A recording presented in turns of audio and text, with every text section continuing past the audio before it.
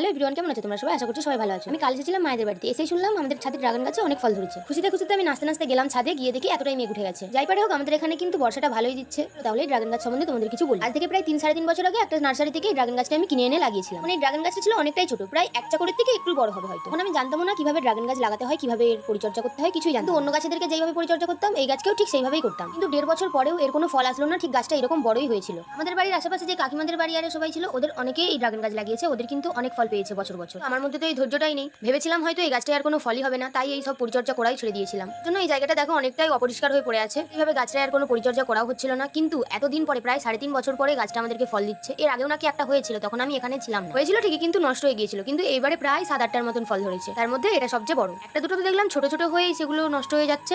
তাই বলো না কেন, ক্যামেরাতে কেমন বুঝতে পারছো জানি না, কিন্তু এগুলো সামনে থেকে অনেকটাই দেখতে সুন্দর। আর এদিকে ড্রাগন ফল দেখতে দেখতে দেখো জোরে বৃষ্টি চলে এসেছে, আর আমি ছাদ থেকে নেমেও চলে এসেছি। অবশ্যই ড্রাগন গাছ পরিচর্যা করার জন্য যদি কিছু জেনে থাকো অবশ্যই কমেন্টে জানিও। ভিডিওটা এই পর্যন্তই, ভালো লাগলে লাইক করো। বাই।